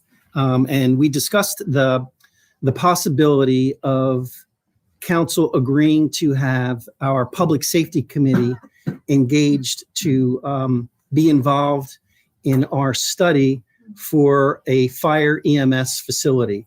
This committee is made up of township residents, and many of them have a experience in public safety related matters. I think, Mayor, you're on the board as well. And I think it's a good place for us. I mean, the cart came before the horse on this. So we're trying to get everybody kind of educated on the process. We have a $725,000 grant in order to study this situation. And I think a good place for us to start is to impanel our advisory committee, the Public Safety Committee, to take a look at it. They would have the power to be exposed to all of the information, the public safety related fire information, and maybe come up with a recommendation to council. So at some point when council is ready, we could discuss this in a public forum with public participation, at the various, whether at the various fire company halls, just so there is a more public, transparent means to discuss the information that needs to be discussed. Because as the director of public safety, it is absolutely clear to me that this needs to be done. The study needs to be done because this community has a situation relating to fire service that we need to address. And so we can't kick it away from down the road. We should really take it head on. We've got this grant to do this study, and I think we should start that process of going through the information so it's clear to everybody in the community with regard to what we're doing and why we're doing it. Absolutely, Manager. And Councilor Perry is our liaison, and this would give us the opportunity for, again, that community engagement, participation, and action, which is down the line. This is, the first step towards having the discussion about the firehouses and our fire safety. I agree. It would be a great opportunity with all the resources we have on the committee now, with the experience to really sit down, roll up our sleeves and understand what would be best and come back with some recommendations. Thank you. And not to mention that it would be a committee that would regularly report into council. So the public would have an opportunity to hear the progress that is being made on a regular basis. The only thing that I would indicate to you that in the past, this committee meets 4 times a year. I think we're probably going to have to revise that and have them meet more often as we have information, as the becomes clear that we could have a substantive discussion with information. So I think the next public safety meeting, I think we're going to have to schedule sooner rather than later so we can discuss how they're going to move forward with it. Absolutely. Will do.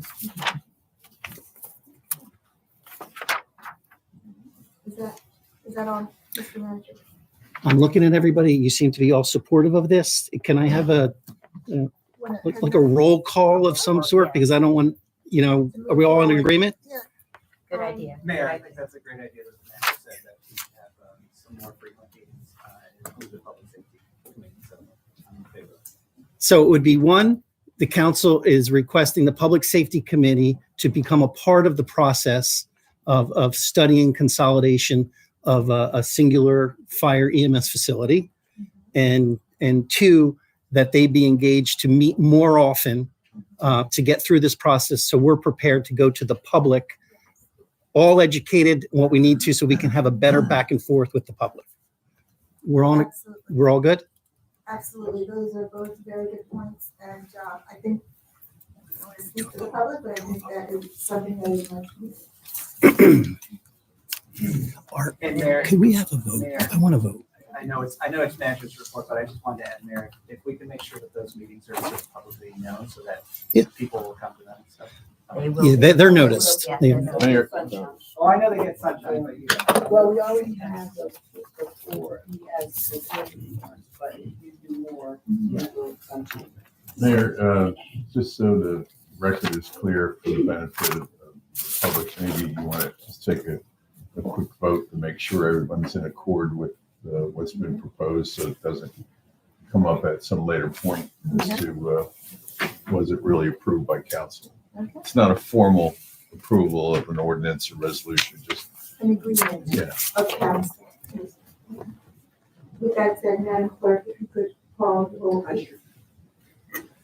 We're gonna call the roll for what he said. What he said, yeah. But our manager said, what is the U.S. Manager reconciliation? That happens to be more often. Okay, all right. Mr. Bobbin, Yes. Mr. Kanaki, Yes. Ms. Perry, Yes. Mr. Ryan, Yes. and Mayor Farmer. Yes. Okay, thank you. That's all I have for my report. Thank you.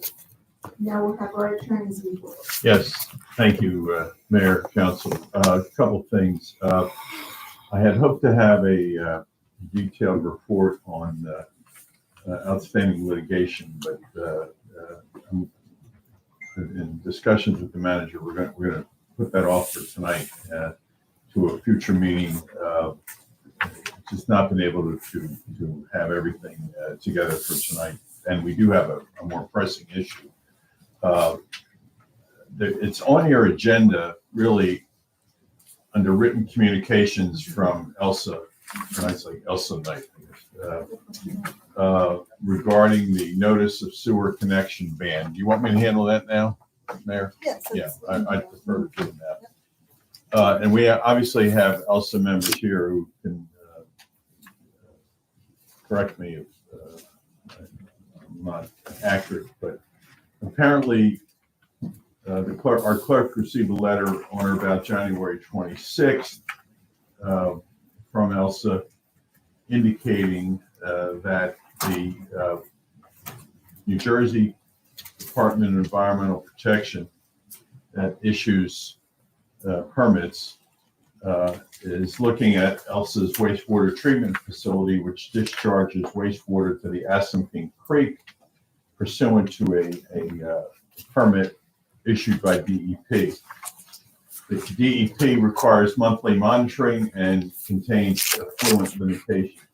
In the most recent renewal of Elsa's permit, as in prior permits, DEP imposed an effluent limitation for nitrates. Elsa's existing treatment facilities are incapable of complying with the effluent limitation, and as such, to, in essence, take care of that problem, there would be a cost somewhere in excess of $18 million, plus annual operating expenses, which I'm sure are substantial. Those costs would be borne by the residents of Ewing, Lawrence, and Hopewell, as served by Elsa, and would result, obviously, in higher sewer services. As a result of that, Elsa's board, on or about January 16th of this year, adopted a resolution which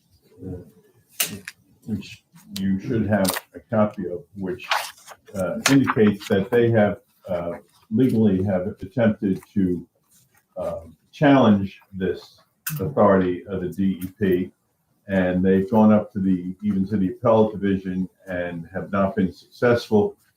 And as such, the authority is notifying the Township of Lawrence, Ewing, and Hopewell that they shall cease the issuance of building permits and condition all other approvals which will require or modify our sewer connection, which have not already obtained a valid treatment works approval issued by the DEP, unless such projects qualify for and obtain a sewer connection ban exemption, do not require treatment work approval. So this basically stops any new projects in not just Lawrence, but Ewing and Hopewell. And I believe Mr. Parvis has already put a notice on the website, in essence, to that effect. I spoke at length last week to Barry Rank, who is the general counsel for Elsa. He indicated that he was trying to go in this week for a consent order, administrative consent order to modify this ban and allow Elsa to continue to have hookups for new construction. But as of today, I haven't heard back from him as if there's any success. I don't know if the Elsa members are aware of anything. I don't think anything's happened. Mr. Rank said he'd get back to me. So this is a very, very substantial legal problem, legal issue.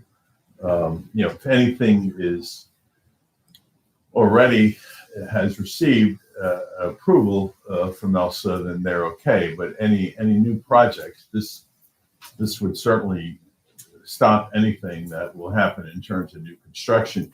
It's also a problem. It's also a problem even for developers who are looking to do any projects and are planning to finance them, which probably 99% are, in that there's always a condition in the commitment letter for financing of ELSA approval. So if you know you can't get it, you're not even going to start the project. So this could have a very bad effect in, as I say, not just Lawrence, but Lawrence, Ewing, and Hopewell. So I will keep on top of this in terms of discussions with Mr. Rank. Maybe there'll be some activity this week trying to get a administrative consent order. He was not very optimistic about that, but we just don't know what's going to happen. I think that's it in a nutshell. I don't know if Mr. Kanaki or Mr. Ryan have anything to add to that, but that's my understanding of the situation. And that's basically all the communications I have from ELSA on this. We're waiting for the DEP to get back to us. Right. We were supposed to have a meeting either this Thursday or Friday. We didn't hear yet. But then next Wednesday, Thursday is the other two dates. We gave them 4 dates for them to pick a day and for us to sit down with this.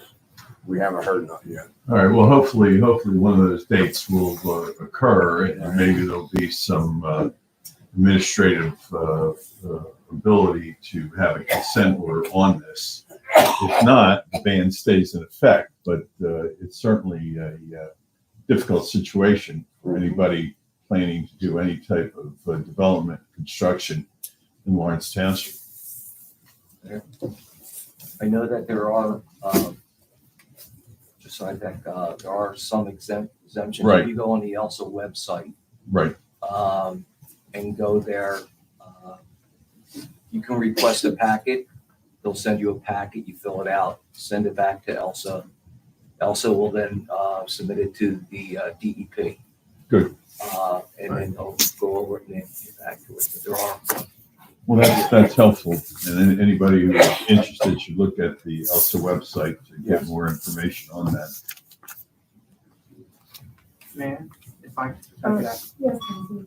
if I could ask either the attorney or the township manager, is there a possibility of having representatives from ELSA come before this body at some point? Because from my understanding of the situation, this has been brewing for over 2 years now.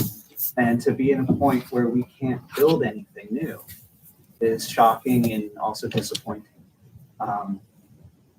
I understand the desire to not spend $18+ million on a nitrate treatment plant, but if the Ewing Lawrence Sewage Authority wants to sort of fight New Jersey Department of Environmental Protection on sort of water quality, I have a feeling that they're going to not. This outcome is more than likely, right? Of not. Well, yeah, it's. And so I'm just trying to understand, and that's why I'd love to have representatives from ELSA at some point come in to understand how we got here, what the options are, and even if this body can sort of have conversations with ELSA about this, because it impacts us in a very really significant way. I mean, we just heard from our building department, and now it's sort of, what are they going to do? What are they going to do outside of small renovations that don't affect sewer treatment? So I'm just concerned for the township. Well, it's up to the council. I mean, if you want a representative, we can certainly ask. Yeah, I would definitely agree with that. There, it's not just ELSA. There's a few towns, quite a few up north and everything that are being affected in New Jersey on this.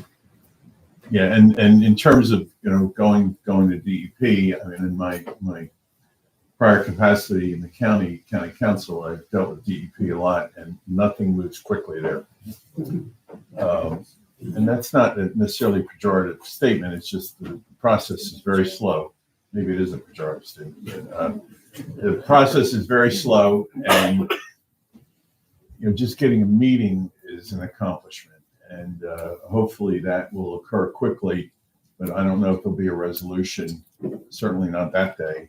There'll be hopefully some movement, but it's rare that you get anything very quickly done. And Mayor, if I just follow up, and that's my concern about Elsa not being proactive in addressing this issue and only relying on sort of legal means with DEP, that if it takes that long, we are going to suffer for I don't know how long in terms of our development and renovations. And that's problematic because, as we know, in the state of New Jersey, our taxes are based on property values. And if we can't develop, if we can't redevelop, it's problematic for the health of our community. And it just reflects poorly on the service area. So I hope that it can get resolved quickly. Thanks. On your question, Chris, Elsa is responding. At our last meeting, we hired a firm to do the study to figure out what's wrong here at Elsa and what we got to do to correct it. We're not looking to spend the 17 million. We're looking to do something and meet the requirements from in-house before we have to go out. If we have to go out, you're talking, it is going to be a major project, all right, that we're not looking forward to. So anything that can be done in-house is what we're going to be working on. The study that's going to take place will take 6 weeks for the engineer to do it. Once he does it, it will come back to the ELSA board and give us better guidance on where we think we're at with it, what can be done in-house without the 17 million that you're looking at. That's where we're at right now. Madam Mayor, can I ask a question? Was this due to a reclassification of the levels, or that happened all of a sudden? No, it's been going on for a couple of years now. The DEP has been after ELSA. They're telling us that the acid pink is drinkable water, and we're putting into it. It is not drinkable water. But somewhere in their law, when they wrote up their law, there's an article in there saying all fresh waterways and waterways are supposed to be considered drinkable water. It's us, ELSA here, and there's another sewage company, North Jersey, that they're going after. They're not going after anybody else. The Asping ties into the Delaware River. We're downstream of the filtration plant, so it does not draw off on it. But yet, if you keep on further south, there's a plant down there that dumps in. You got factories that dump in. They're not after them right now. So it's like they pick the area where they want to start, and I guess we drew the short straw, and they're coming after us. But we looked at it's been about 2 years. We looked at let's wait and see what happens when a new governor comes in, whoever takes over. This group that took over is now saying it's law, so they're going after us. They don't want to hear nothing. Okay. If you get the new governor, they could say different, but you can't wait. Yeah. Right now, it's to the point, there's no more wait. So are we in agreement as a council that we would like to hear from a representative from ELSA to come present before our body? When appropriate, yes, ma'am. Yes. Yeah. I will keep in touch with ELSA's general counsel, and if there's anything of any import to report back this week or next week, I'll certainly do that to council. Thank you. Now for the clerk's report. I You all received a copy of the new map. As you know, last year I reported that the county was redistricting Lawrence Township. We can't hear. Hold on.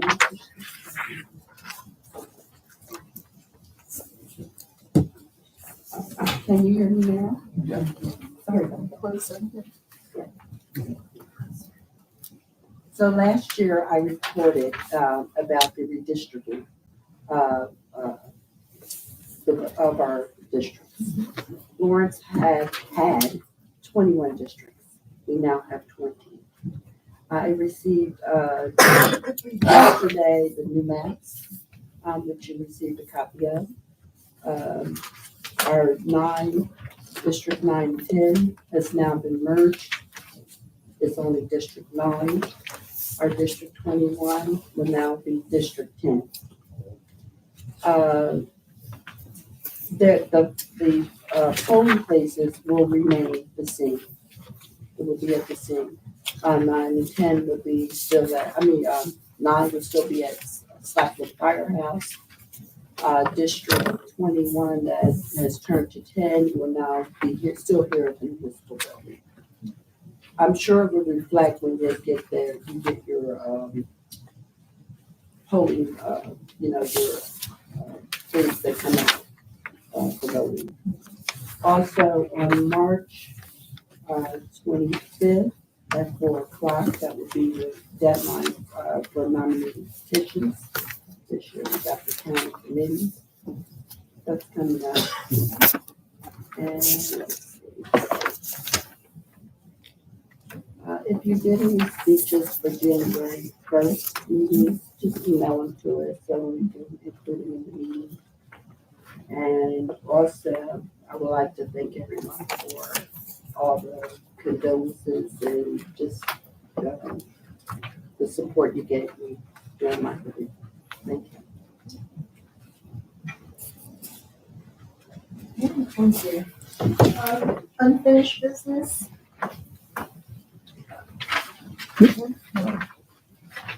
All right. Mayor, can I make a request? Yes. Can we release the department heads and township employees that are here? Oh. I know they're enthralled with what's happening, Yeah. but I don't think there's any reason for them to stay at this point. And everybody's gonna look at each other. Are you going? Are you going? Everybody go. You're fine. Thank you very much. It's been a long day for all of you. But I do want to thank the firefighters in the audience. I do want to take a moment to thank them. We've had several fires in our community, and one close to my own home. So I want to just really thank them for all that they do and just phenomenal work. Thank you.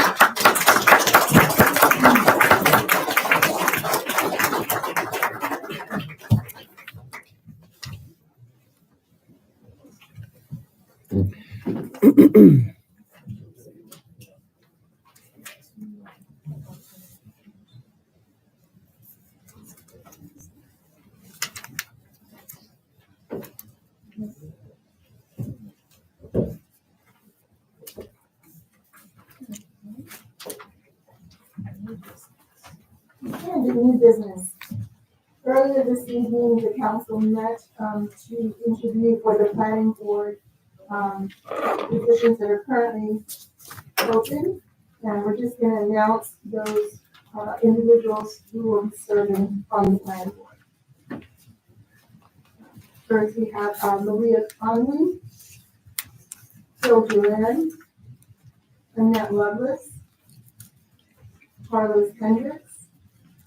Our alternate will be Jonathan Knight, and that includes all of the planning board members, the reappointments and the new members. And they're all excellent candidates. We have a tremendous group of individuals in our community that will help us serve, and we appreciate that. Councilman Bobbitt? Yeah.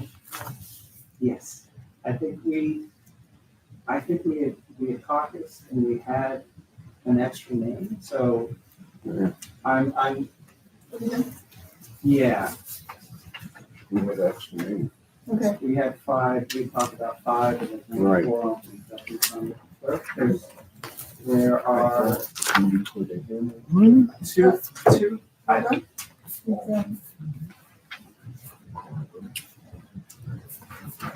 Four. Do they have to vote on this? Yeah, they're gonna vote on it. They should vote. Yeah.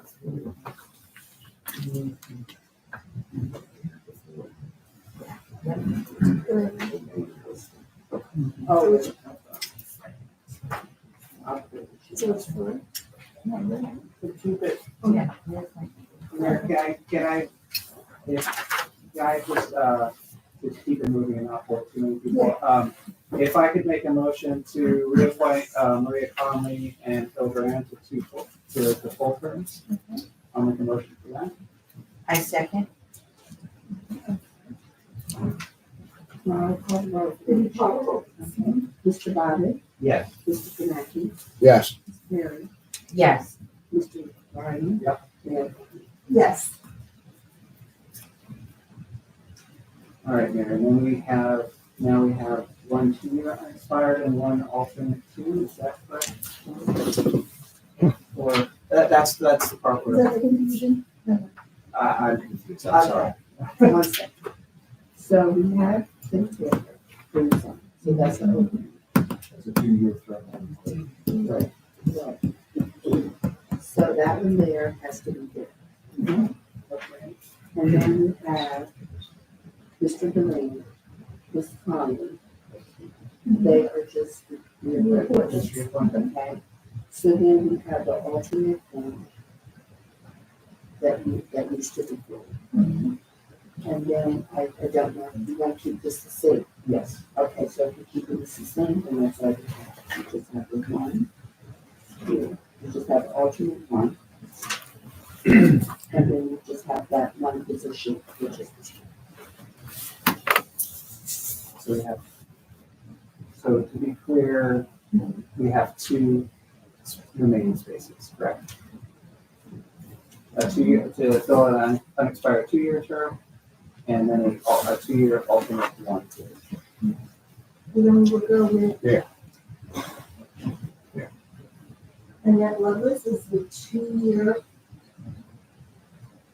From I should, and then the 2-year alternate, we go to Ronald Hendricks. We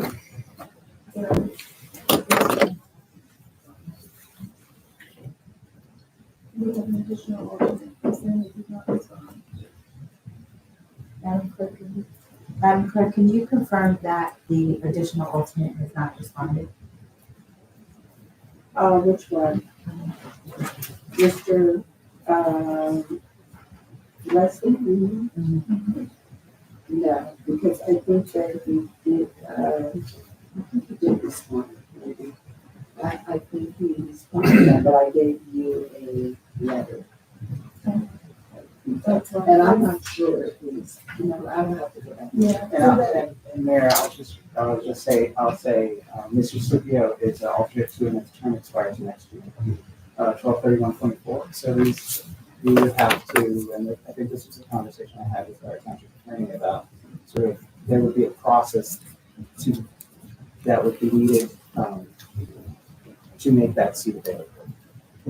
Yeah, yes, if for whatever reason you wanted to remove him under the municipal land use law, it would have to be for cause, and it would have to be by council, and he requested could be present for that.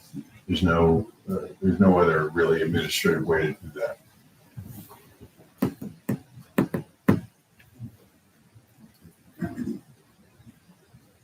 So, if you make a position of when you reappointed, Mr. Green, and so the other one for, if there would be Ms. Taylor's term, which decided. Can you just vote on Annette Lovelace for the two-year term? I mean, that was your intent. So why don't you just vote on that? And then we'll be down to the one alternate, and then you guys have a decision to make. Mayor, I'll make a motion to appoint Annette Loveless to complete the two-year term.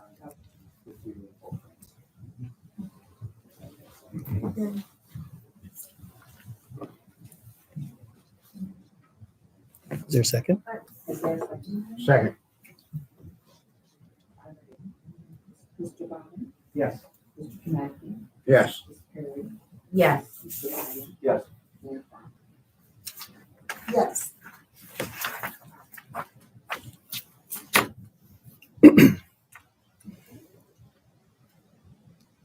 And then I think what we'll do is we're gonna table the alternate and just, because we need to do some legal, make sure that we cross all our T's and dot all our I's. So that we'll commit to what we voted on first. Okay, Okay. so I'll put down that you. And then I will send you an email on the other questions. Yes. Because it's some unfinished business there. Mayor, if I could make a motion to reappoint Olga Denver to the zoning board. I second. We did call the roll, for the zone. Yes. Mr. Bobby? Yes. Mr. Kanaki? Yes. Ms. Perry? Yes. Mr. Ryan? Yes. Mayor Brown? Yes. Mayor, if I may, with regard to the table, the motion to table, is that to a date certain of the next meeting? Yes, we will table till our next. Thank you. Madam Mayor, may I make a motion to appoint John Clark to the Public Safety Committee? Yes. I was under the impression that Donna had wrote that you did that last meeting. Did you not do that? Okay, we didn't see it reflected. We in didn't our- see it in reflected. our notes. So. Oh, because she wrote it in. Oh, okay. She wrote it in that you guys voted on. So we're all set. We just wanted to be clear. Okay. Right, so anybody that was already voted on, I took off there. That's the reason why you're having me this time. Thank you for the clarity. Yes. Crossing our T's and dotting our I's. Yeah, no problem. Great. Madam Mayor? Could I make a motion for the senior executive committee to reappoint the two incumbents and appoint Dickerson? I have 3 openings. I'll second that motion. Madam Clerk, will you call the roll? Mr. Bobby? Yes. Mr. Kanaki? Yes. Ms. Perry? Yes. Mr. Ryan? Yes. Mayor Brown? Yes. And that is, there is one person that, public safety, that I think I inadvertently didn't put on the last meeting, that was Shar Sista, I think his name is. I think I put that on this one here in the journal. Because we had Miss, Schreiber, she didn't, She just, okay. so you have an opening. Okay. But I also think he was already, he's just a reappointment. So we're gonna have one vacancy on that board for public safety, Okay. and that's just a reappointment. Madam Mayor, may I ask that we table that for the next meeting? Sure. Yes, I'm in agreement with that.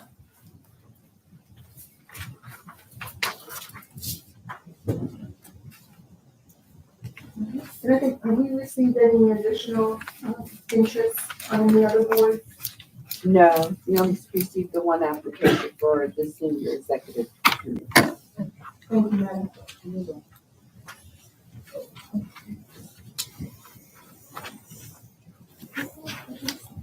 Okay. This brings us to our second opportunity for public participation, 3 minutes.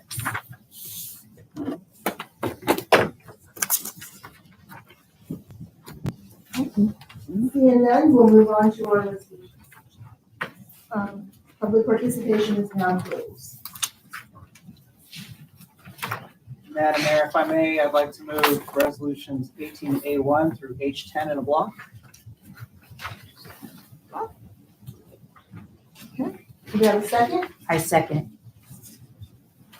Mayor, point of clarification. This, Mr. Bobbitt, your motion would include the resolution added on earlier? No. No, that would be H11. That's So I okay. purposely left that off. All right, thank you. Conversation. Thank you.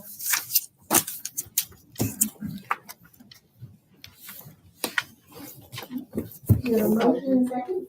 Please call the roll. Mr. Bobbitt, Yes. Mr. Kanaki, Yes. Ms. Perry, Yes. Mr. Ryan, Yes. Mayor Barner. Yes.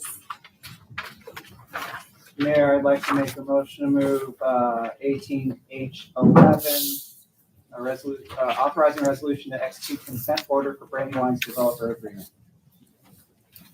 I second. So motion and second, Madam Clerk, if you could please call the roll. Oh, is there a point of clarification? Any questions? No. Okay. Mr. Bobbitt, Yes. Mr. Kanaki, Yes. Ms. Perry, Yes.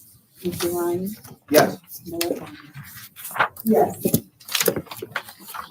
Next on the agenda is council initiatives and liaison reports. I don't think we have. We should have some by next week. We've already addressed the communication. And we'll not be having an executive session. So can I have a motion for adjournment? Madam Mayor, I'd like to make a motion for adjournment. All in favor? I think the mic's been cut off.